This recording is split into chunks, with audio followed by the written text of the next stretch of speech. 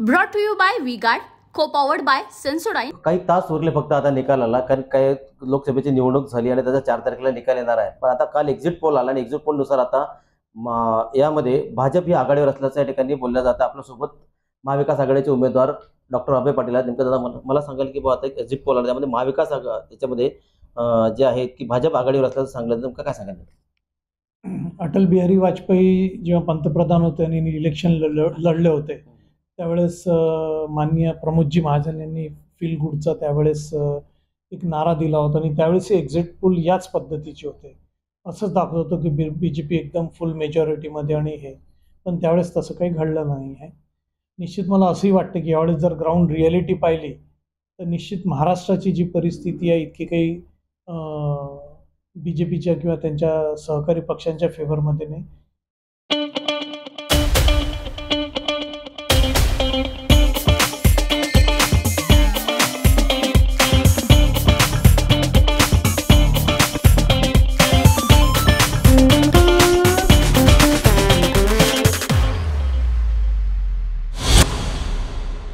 महाविकास आघाडीच्या निश्चित फेवरमध्ये दिसते. अकोल्यात जर तुम्ही ग्राउंड रिॲलिटी पाहिली तर प्रत्येकाला विचारा तुम्ही, मग ते श्रीमंतपासून श्रीमंत असेल तर ऑटो रिक्षा चालकापर्यंत असेल, दुकानदारापर्यंत असेल, तर बहुतेक सगळ्यांनीच इथं महाविकास आघाडीला फेवर दिलेला आहे. मागच्या वेळेसही जर तुम्ही पाहिलं असेल तर मध्य प्रदेशमध्ये त्यांनी त्यावेळेस काँग्रेसला बहुमत दिलं होतं पण BJP आली, आणि कर्नाटक तेलंगणामध्ये त्यांनी BJPला बहुमत दिलं होतं तर तिथं काँग्रेस आली होती. तर निश्चित फेरबदल होत राहतात. एक्झिट पोल काय असतो की एक सॅम्पल सर्वे असतो.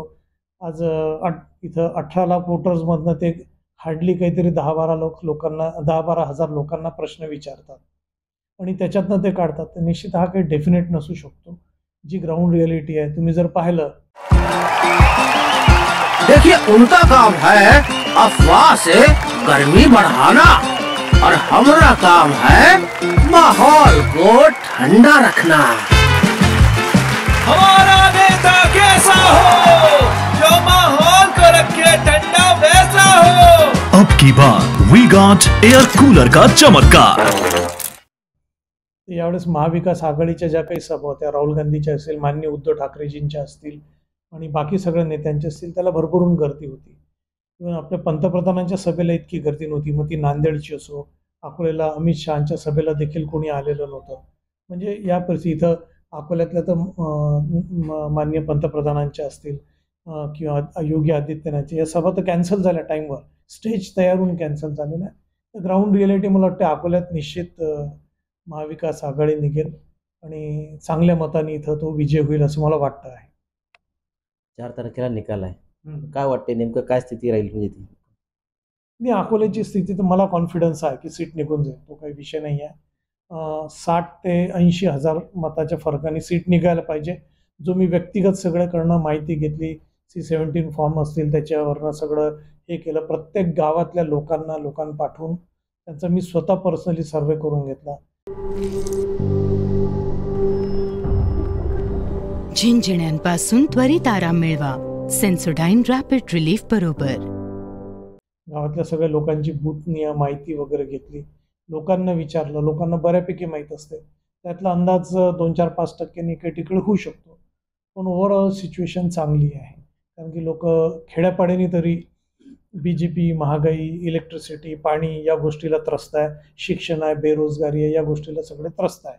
शहरातही बहुतांश नोकर वर्ग असेल, नोकरीवरचे लोक असतील, शासकीय नोकरीवरचे लोक असतील, टीचर वर्ग असतील, ओल्ड पेन्शन स्कीमवाले लोक असतील, नॅचरली BJP गव्हर्नमेंटच्या ज्या काही पॉलिसीज आहेत त्याला त्रस्त आहेत आणि हा निश्चित फरक पडेल. व्यापारी वर्ग बराचसा GSTमुळे म्हणा, बिझनेसेसचं जे काही चढउतार आहेत आणि जो काही गव्हर्नमेंट पॉलिसीजचा जो त्रास बिझनेसवाल्यांना आहे, तर निश्चित तो मतामध्ये यावेळेस तर रूपांतर होईल. नुसतं अकोलाने महाराष्ट्राने देश लेवलला होईल आणि इतकं काही सोपं नाही आहे जे BJP म्हणते आहे अब की बार 400 के पार.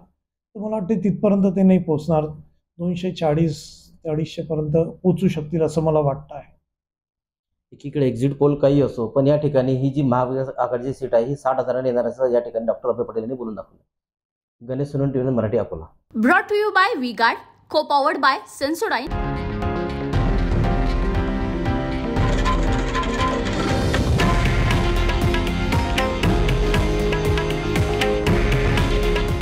आहे देशातील नंबर 1 न्यूज नेटवर्क आणि आपण पाहत आहात TV9 मराठी. काळजी तुमची, हित महाराष्ट्राचं.